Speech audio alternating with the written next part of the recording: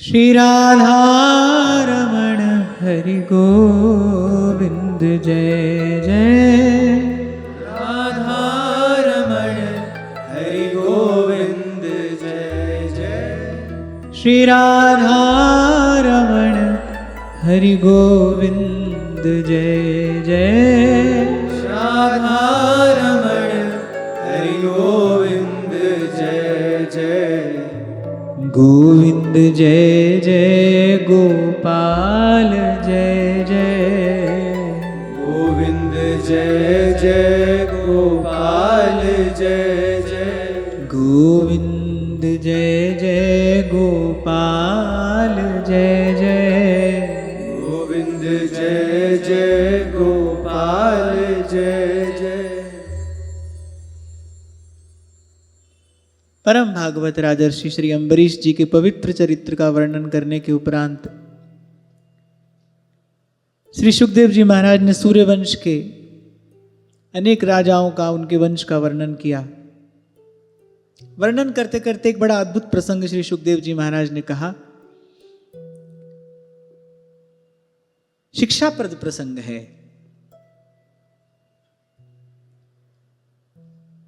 सौभरी ऋषि का यह प्रसंग है।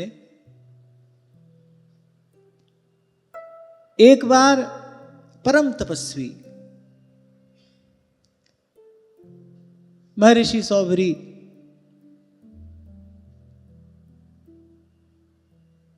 श्री जमुना जी के जल में तप कर रहे थे, जल के भीतर।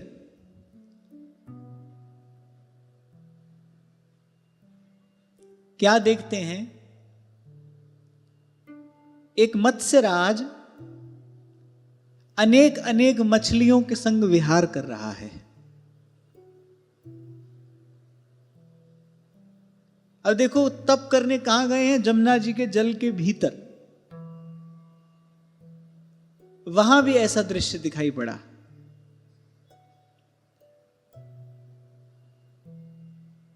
क्या देखते हैं? सौभरी ऋषि बड़ा सुखी हो रहा है मत्स्यराज। तप करते करते सौभरी ऋषि के मन में विवाह करने की इच्छा जग उठी, उस मत्स्यराज को देखकर।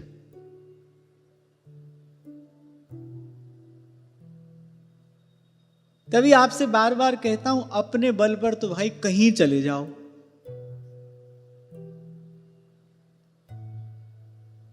जहां लगी गोगोचर मन जाई। ले वो जमुना जी के जल के भीतर जाकर तप कर रहे हैं। ये जो सुनरख गांव है, यही उनकी तपोभूमि है। सौभरी वन बनाया ना। हाँ, और बड़े तपस्वी हैं। जमुना जी के जल के भीतर तप कर रहे हैं। वहां भी कुछ ऐसा दिखाई पड़ा, मन में विकार उत्पन्न हो गया। कभी कभी साधक लोग लिखकर पूछते हैं, घर में बड़ी प्रतिकूलता है, हमारे कार्यस्थान में बड़ी प्रतिकूलता है। अरे भाई, कहां नहीं है? ले वो कहां चले गए बेचारे? जमुना जी के जल के भीतर तप कर रहे हैं। वहां दिखाई पड़ गया कुछ ऐसा, और मन में संकल्प जग उठा। देखा भी क्या है? एक मत्स्यराज है, मछलियों के संग विहार कर रहा है। और सौभरी ऋषि को ऐसा लगा बड़ा सुखी हो रहा है ये, तो उनके मन में भी विवाह करने की इच्छा जग उठी। तब से विरत होकर चल दिए। सूर्यवंश के राजा थे, राजा मानधाता। 50 कन्याएं थी उनकी, एक कन्या मांगी। अब राजा ने सौभरी ऋषि को देखा, बूढ़े क्षीणकाय, क्योंकि बड़े तपस्वी हैं। तप से कृष्णता आती है। कोई भी तप करेगा, तप से कृष्णता आती है। और कृष्णता जो है वो शुद्धि की सूचक है। एक बात समझ लेना, आढ़्यता माने अधिकता मलिनता लाती है। कृष्णता जो है वो शुद्धि का लक्षण है। आयुर्वेद में एक कल्प पद्धति होती है, आपके शब्दों में कहें तो they detoxify the body, but after that detoxification आप क्या देखते हैं, अब शरीर कृश हो गया है। फिर वो कृशता वो शुद्धि का लक्षण है। अधिकता मलिनता लेकर आती है। धनाढ़ का धन मलिन होता है, जनाढ़ का जन मलिन होता है। सरल शब्दों में भी मैं कहूं, सरल सा उदाहरण आपको दूं, एक एकांत स्थान है, कम लोग रहते हैं, वहां हवा पानी शुद्ध होगा कि नहीं होगा? वहीं पर आवश्यकता से अधिक लोग आ जाएं तो जल वायु वातावरण वहां का परमाणु सब दूषित हो जाएगा। जैसे आज हम संसार में देख रहे हैं, जनसंख्या विस्फोट की सी स्थिति है। तो देखो, जल दूषित, वायु दूषित, वातावरण दूषित, परमाणु भी प्रदूषित हो गया है। तो अधिकता मलिनता लेकर आती है। ये बात समझने की है। प्राय करके संसार में क्या देखा सुना जाता है कि थोड़ा सा कोई व्यक्ति सात्विक जीवन शैली अपनाए। अब सात्विक जीवन शैली अपनाएगा तो उसमें थोड़ी कृशता आएगी। अब घर के लोग जो बड़ा लाड़ दुलार दिखाने में रहते हैं, अरे कितने दुबले हो गए, खाओ पियो, खाते ही नहीं कुछ। ये संसार का दृष्टिकोण है। वो अधिकता कोई उपलब्धि समझता है। पर अगर आप इसको इस दृष्टिकोण से देखें, इस स्पिरिचुअल लेंस से अगर आप इसको देखेंगे तो कुछ और दिखाई पड़ेगा।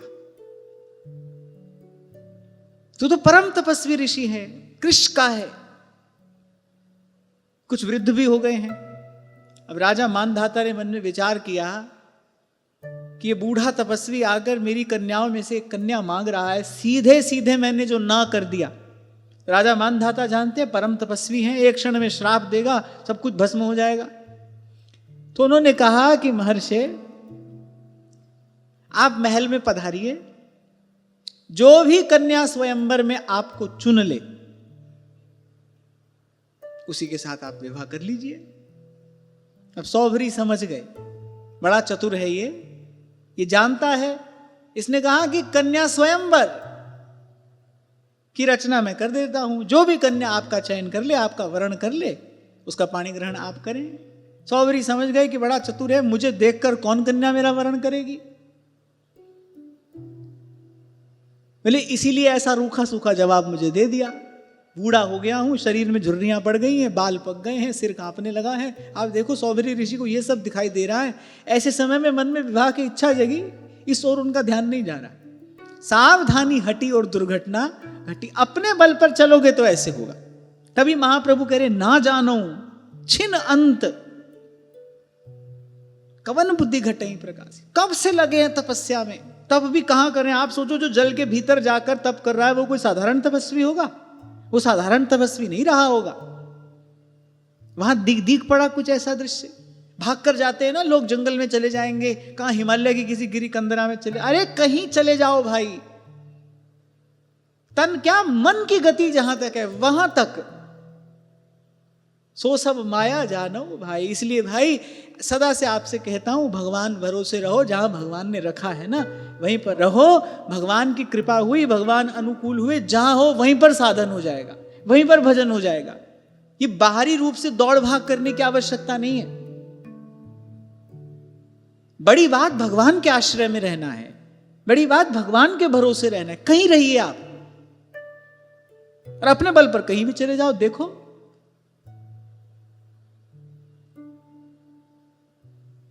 जानते हैं सौभरी ऋषि मन ही मन अपने आप से बात भी कर रहे हैं, बूढ़ा हो गया हूं, सब लिखा है यहां, झुर्रियां पड़ गई हैं, बाल पक गए,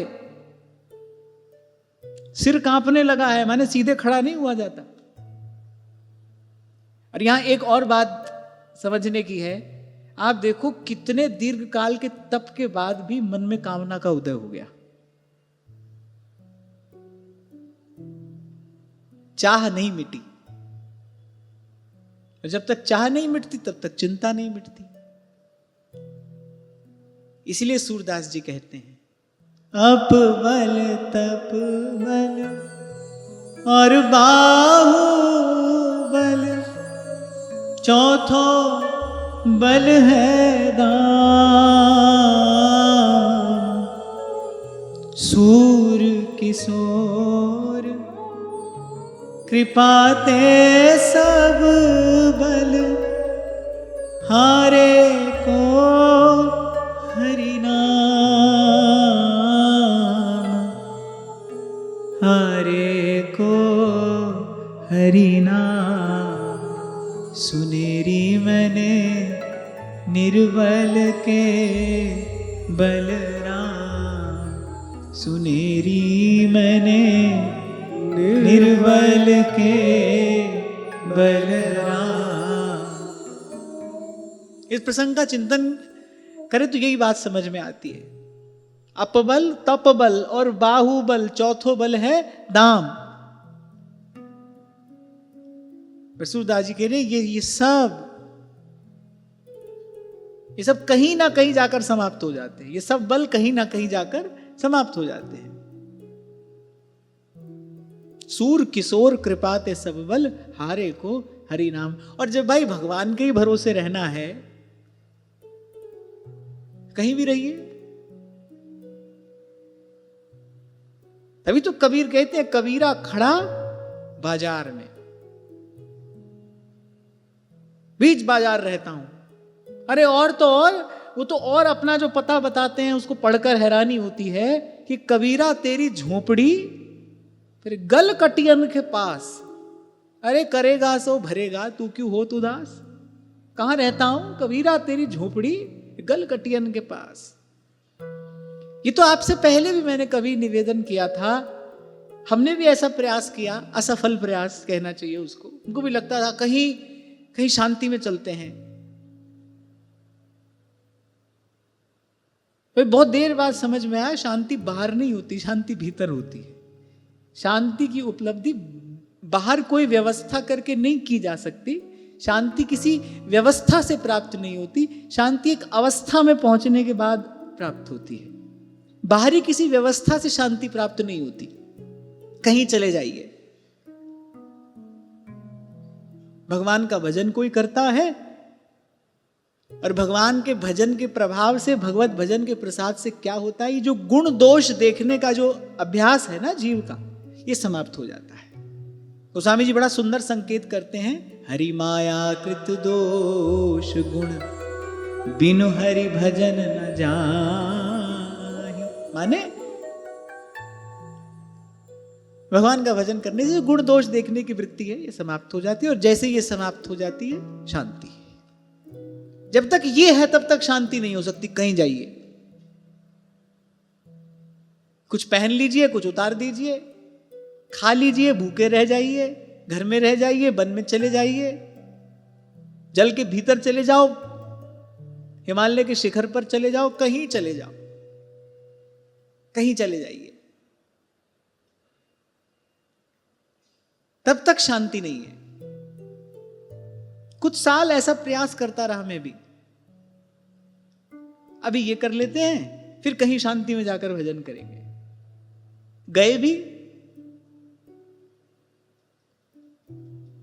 ऐसा स्थान चुना जहां सुई भी गिरे तो आवाज आए, फिर कुछ खास बात बनी नहीं।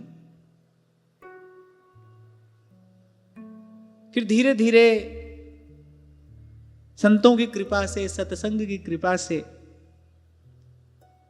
भगवान ने दया की, कुछ बात समझ में आई तो उसको, युक्ति को जीवन में अपनाया। समझ में आया भाई, बाहर की किसी व्यवस्था से शांति प्राप्त नहीं होती है। शांति मन की एक अवस्था है जहां ये गुण दोष देखने का अभ्यास छूट जाता है। जहां कबीरा खड़ा बाजार में और मांगे सबकी खैर, ना काहू से दोस्ती, ना काहू से भय। कबीरा इश्क का नाता दुई को दूर कर दिल से। दुई माने गुण दोष। क्योंकि देखो जब तक गुण दोष दिखाई पड़ता है तब तक गुण में राग होगा, दोष का परिणाम द्वेष, तब तक राग द्वेष नहीं छूटेगा। परम पूज्य गिरिराज जी वाले पूज्य श्री पंडित जी महाराज, उनको उनके गुरुदेव प्रातः स्मरणीय श्री उड़िया बाबा जी महाराज ने यही मंत्र दिया था। भगवान नाम तो उन्होंने उनके मुख से श्रवण किया ही। अभी 2 दिन पहले मंत्र की बात कर रहे थे ना, गुरु का वाक्य मंत्र है, मंत्र मूलम गुरोर वाक्यम, गुरु का वाक्य मंत्र है। एक बात उन्होंने कही थी, पंडित जी राग द्वेष से बचते रहना, बस। और पंडित जी ने इस गुरु आज्ञा का अक्षरशः पालन जीवन भर किया। आपको आश्चर्य होगा, मान लो कोई पूज्य श्री पंडित जी की सेवा में आया, 5-7 बरस बाद पूज्य पंडित जी कभी नाम पूछ लेते थे, वो भी ना पूछें।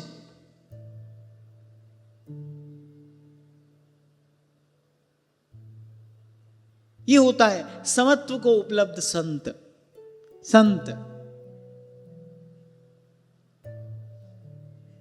और कोई किसी दूसरे युग की बात तो है नहीं, 25-30 बरस पुरानी घटना मैं आपको सुना रहा हूं। कुछ बरस के बाद पूछ लिया एक बार, नाम क्या है? मैडम मुझे तो बड़ा आश्चर्य होता है, सोच सोच कर आश्चर्य होता है। ऐसे महापुरुष अपना ही चित्र देखा प्रणाम कर रहे हैं, अपने चित्र को प्रणाम कर रहे हैं। पीछे वाले लोग हंसने लगे। कितने बरस हो गए दर्पण में अपना मुख ही नहीं देखा, अपने आप को नहीं पहचान रहे हैं। इसको कहते हैं मौज, इसको कहते हैं मस्ती। संसार का आदमी तो पता नहीं क्या मौज मस्ती का अर्थ समझता है। ये संतों की मौज है, ये संतों की मस्ती है। एकादश स्कंद में आगे हम श्रवण करेंगे उद्धव गीता। सार बात भगवान ने कही, उद्धव जी गुण दोष देखने से बचना, क्योंकि जब तक गुण दोष देखेंगे तब तक राग द्वेष का द्वंद्व बना रहेगा, और जब तक द्वंद्व बना है तब तक उस द्वंद्वातीत का अनुभव हो ही नहीं सकता।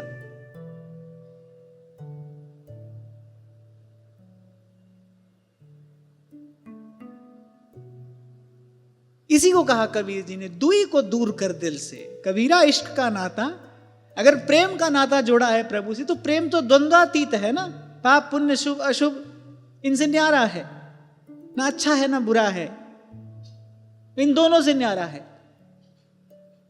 कबीरा इश्क का नाता दुई को दूर कर दिल से। कबीर कहते हैं इस दुई में बड़ा बोझ है, ये बड़ी भारी है, और वस्तुतः है ही। आपसे कहा था मैंने कि कभी कभी खुशी के मारे भी तो नींद नहीं आती ना। माने खुशी में भी एंजाइटी होती है, तकलीफ में भी एंजाइटी होती है। मन में एंजाइटी माने जब आपके मन में इतनी हलचल है, मन में एक क्षोभ है, और वो दोनों ही परिस्थितियां, खुशी हो, प्रसन्नता हो या कष्ट हो, मन में हलचल होती है। और जब मन में हलचल होती है, बहुत देर की हलचल के बाद क्या होगा? आप तन मन से थका महसूस करते हैं ना, ड्रेन्ड महसूस करते हैं आप।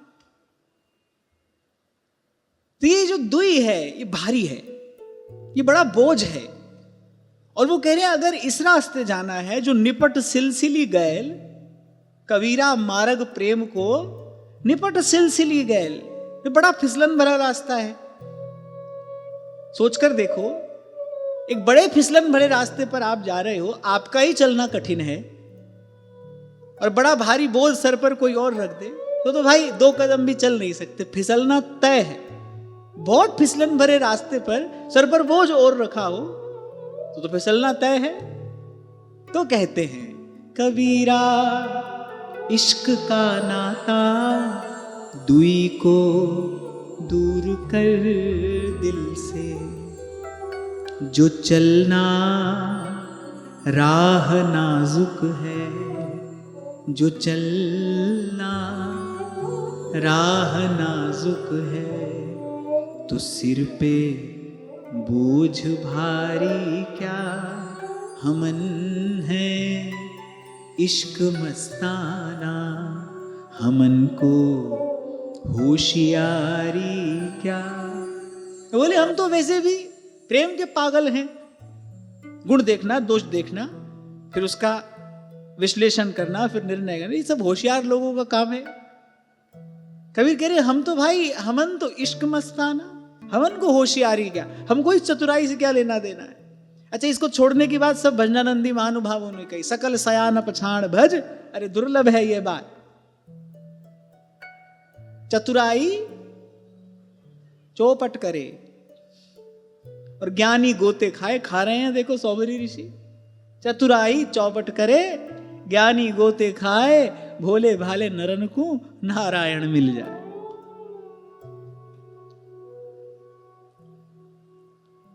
तो दुई को दूर कर दिल से। नहीं तो भाई देख ही रहे हैं आप, जल के भीतर चले जाओ, हिमालय के शिखर पर चले जाइए, रमैया तेरी दुल्हन लूटिल बाजार, कहीं जाओ भाई, ये सब कुछ माया के घेरे में ही है। अरे आप इस संसार की बात करते हैं, अभी पूर्व के प्रसंग में आपने श्रवण किया, दुर्वासा जी ब्रह्मा जी के पास गए, शंकर जी के पास गए, वो कह रहे हैं हम भगवान की माया के घेरे में हैं। इस सृष्टि को बनाने वाला जो सृष्टिकर्ता ब्रह्मा है, वो कह रहे मैं भगवान की माया के घेरे में हूं, ये सृष्टि कैसे माया मुक्त हो जाएगी। कहीं चले जाओ, सब जड़ प्रकृति का ही तो राज्य है। संतों की बात सुनिए, चकैरी चल चरण सरोवर, जहां नहीं प्रेम बियो। अपने मन के रहने के लिए सुंदर व्यवस्था करिए। तन के रहने के लिए तो आप करते हैं, बढ़िया घर बनाया है, सब प्रकार की सुविधा है, उसमें कोई कष्ट ना हो। एक सुंदर व्यवस्था अपने मन के रहने के लिए भी कर दीजिए। सूरदास कहते हैं वहां रखिए मन को जहां नहीं प्रेम वियोग। और वो स्थान राधा रानी के चरण, महारानी के चरण, राधा रानी के चरण, महारानी के चरण, रे मन भूल मत जइयो, राधा रानी के चरण। हम गाते हैं ना, मेरे राधा वल्लभ लाल मन रखियो अपने चरणन में। जीव का घर, उसका अपना घर, जो अपना घर है, तो श्री ठाकुर जी के चरण कमल हैं।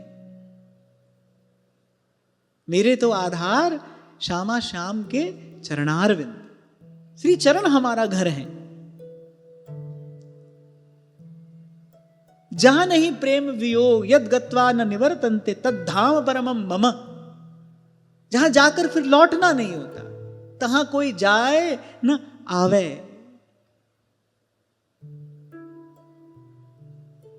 कोई परदेश में हो, किसी कार्य से गया है, रहना पड़ रहा है, पर लगा रहता है मन में घर जाना है, घर जाना है, अपने घर जाना है, अपने घर जाना है। आजकल कहते हैं होम सिकनेस, होम सिक फील हो रहा है, घर जाना है। ऐसे हमको भी होना चाहिए, अपने घर जाना है। ये संसार कांटों की बारी, उलझ उलझ मर जाना है, उलझ उलझ मर जाना है। कहत कबीर सुनो भई साधो, सतगुरु नाम ठिकाना है, सतगुरु नाम ठिकाना। कहाँ रहने की बात संत कहते हैं, कृपा जल दे नानक सारंग को, हुए जाते तेरे नाम वासा, मोहि आही प्यासा। तेरे नाम वासा, मोहे आही प्यासा। तेरे नाम वासा। हरि चरण कमल मकरंद, लोभित मनो अनदिनो। चरण कमल मकरंद, लोभित मनो अनदिनो। मोहि आही प्यासा, कृपा जल दे नानक सारंग को। कृपा जल दे नानक सारंग को।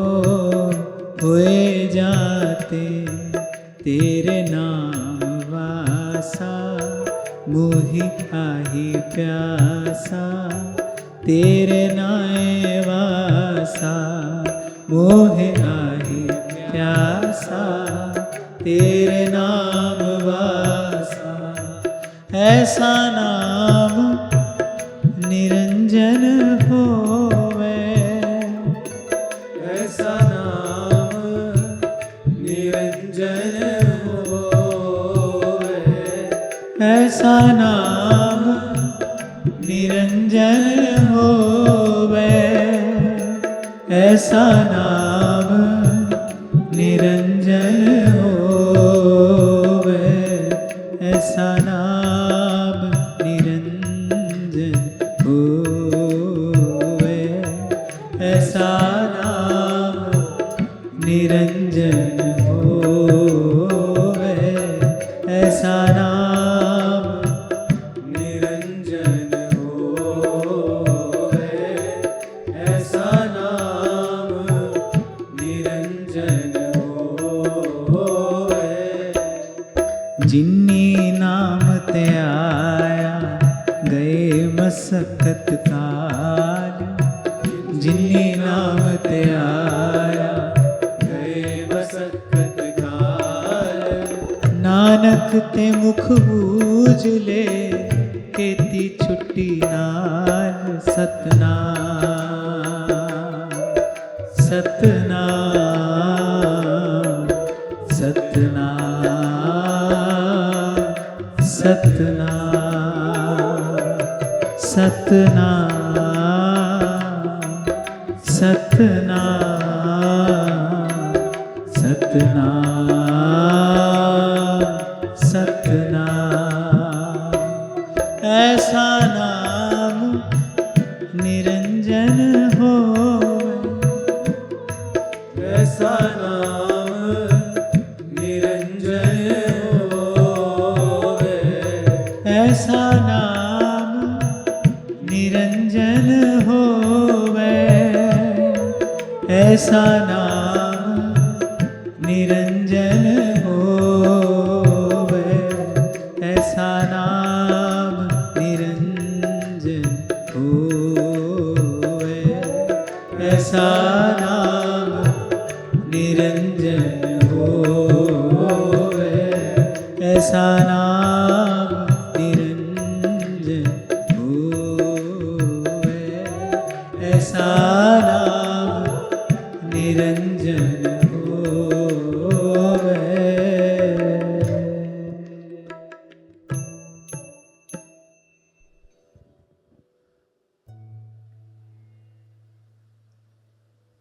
तो मन तो यहां रहे, कृपा जल दे नानक सारंग को। होए जाते तेरे नाय वासा। नहीं तो कोई ऐसा नहीं भाई,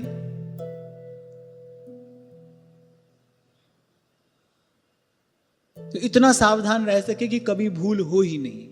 पारासर सुर इंद्र कलप कामिनी मन फंद्या, परे देह दुख द्वंद कौन क्रम काल निगन। रहा न काहू धीर, सबके मन मन सिज हरे। जेहि राखे रघुवीर, ते उबरे ते ही काल महा। तो सौवरी समझ गए राजा बड़ा चतुर है, मेरी ओर देखकर ये बात कही है इसने कि जाओ चले जाओ महल में, जो कन्या आपका वरण कर ले उसका पाणी ग्रहण आप कर लेना। मेरे अच्छी बात है। अब सौभरी ने कहा कि तप का बल है मेरे पास, ऐसा रूप बनाऊंगा कि राजकन्याएं क्या देवांगनाएं भी मुझे प्राप्त करने के लिए लालायित हो जाएंगी।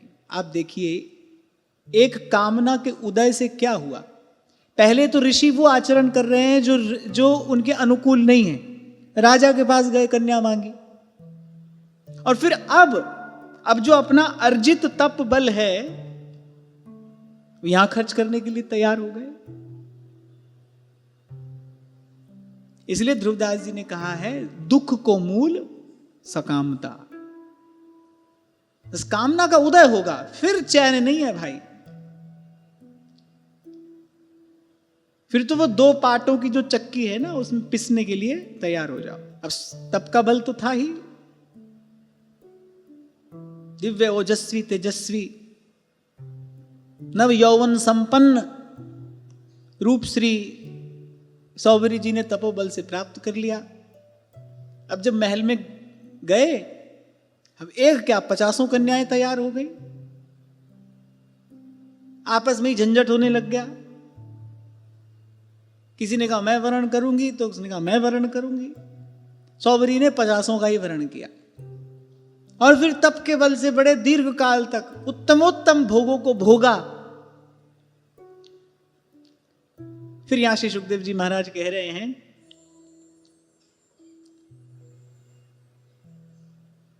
कह रहे जैसे घी की बूंदों से आग तृप्त नहीं होती अपितु और बढ़ती है, ऐसे ही वो कन्या का वरण करते समय मन में जो कामना थी वो तो बूंद जैसी थी, और अब तो कामनाओं का समुद्र हृदय में लहरा रहा है। आपको एक छोटा सा संकेत निवेदन किया था मैंने, मन जो भी मांगे उसे वो सब दे मत दीजिए, इतने सावधान रहिए। मन की उछल कूद तो बड़ी दूर तक बड़ी देर तक रहती है, और श्री महाप्रभु जी की बात माने तो अंत समय तक संभावना रहती है, ना जानो छिन अंत। पर इतना अवश्य है कि मन अकेला कुछ नहीं कर सकता। जब तक उसको आपका साथ नहीं मिले तब तक मन कुछ नहीं कर सकता।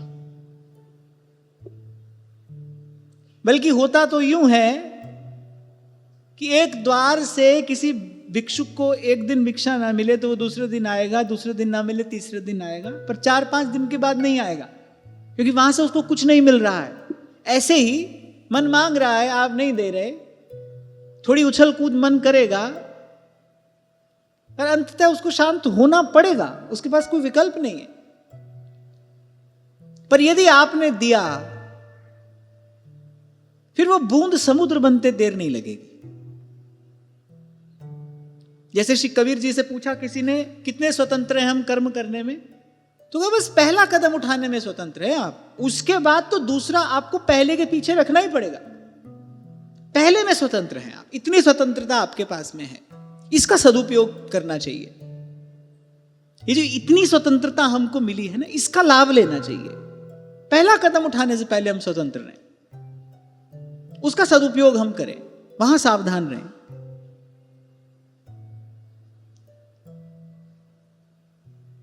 तो एक दिन बैठे थे, अब भगवान की कृपा हुई। जो ऐसे ज्ञानी तपस्वी मनीषी होते हैं ना,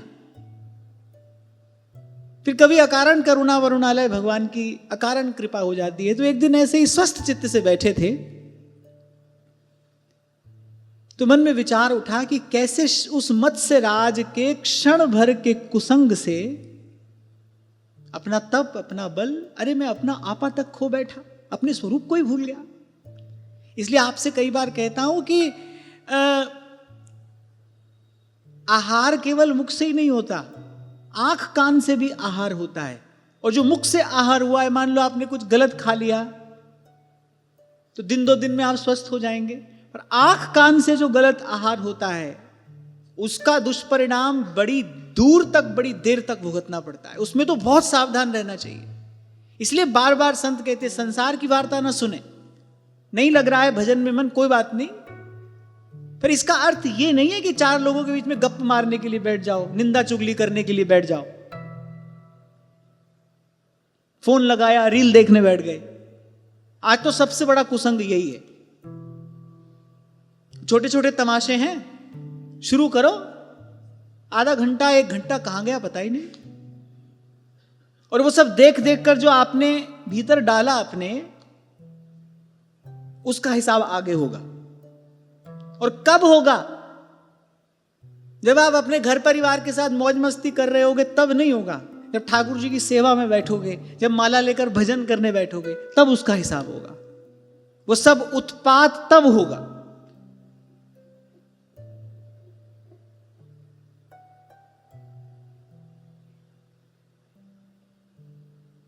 कभी कभी मैं यहां से फोन के विषय में कुछ कहता हूं ना, तो नीचे लोग लिखकर कमेंट भेजते हैं कि ये बताते हैं ये मुझे कि अरे आपका सत्संग भी फोन पर ही सुनते हैं, कथा भी फोन पर ही सुनते हैं। तो मैं कभी कभी सोचता हूं कि आज से 25-30 साल पहले जब ये सब नहीं था, तब ना कोई भजन करते होंगे लोग, ना सत्संग होता होगा, ना कोई भगवत प्राप्त महापुरुष होते होंगे, ना भगवत प्राप्ति होती होगी, कुछ होता ही नहीं होगा। सब कुछ अभी हो रहा है। भाई हमारा तो काम है, हम तो जो यथामति, जो सच्ची अच्छी बात समझ में आएगी आपसे कहेंगे, आप मानो मत मानो। मैं तो वैसे भी किसी को समझाने आता नहीं हूं। नाम ध्याए महासुख पाया, हरि गुण गाए मेरा मन चित लाया। और मैं तो आपको लगे हाथ एक बात कह दूं कि ये कहना, इस रीति से कहना, ये इस प्रकार से कहना, धीरे धीरे धीरे धीरे मुझे मौन की ओर ही लेकर जा रहा है। भागवत जी का ये अनुष्ठान पूर्ण हो जाए, भगवान की कृपा हुई, आप सबका संग सहयोग प्राप्त हुआ और ये पवित्र अनुष्ठान यहां इस विधि संपन्न हो रहा है। 2.5 वर्ष पहले हमने ये यात्रा आरंभ की थी, 9वें स्कंद में हम पहुंच गए। तो ये इस विधि कहना धीरे धीरे मौन की ओर लेकर जा रहा है। ऐसा लगता है ऐसे सब कुछ कहना सुनना हो गया, और क्या कहना है, कितना कहना है। और सुना था मैंने किसी संत के ही मुख से सुना था,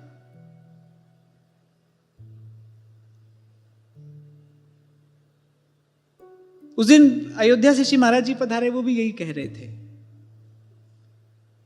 यदि वस्तुतः भगवत चर्चा हुई है तो कहने वाला और सुनने वाला दोनों का मन मौन की ओर जाएगा, चिंतन मनन की ओर बढ़ेगा।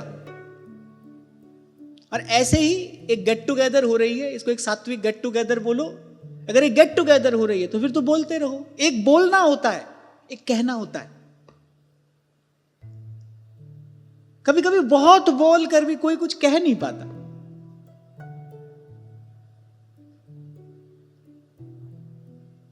जैसे वो छोटे छोटे हंसी वाले वीडियो बनते हैं ना, उसमें कोई कुछ कहता है, फिर आखिर में कोई कहता है अरे कहना क्या चाहते हो, ये सब जो हो रहा है, सब कह रहे हो, कहना क्या चाहते हो। ऐसे कभी कभी कोई घंटों बोलता है, सुनने वाला आखिर में कहता है भाई ये कहना क्या चाहते थे। तो कभी कभी कोई बोलता है और कुछ कह नहीं पाता, कभी कभी कोई कुछ कहता है। बोलना एक बात है, कहना एक बात है।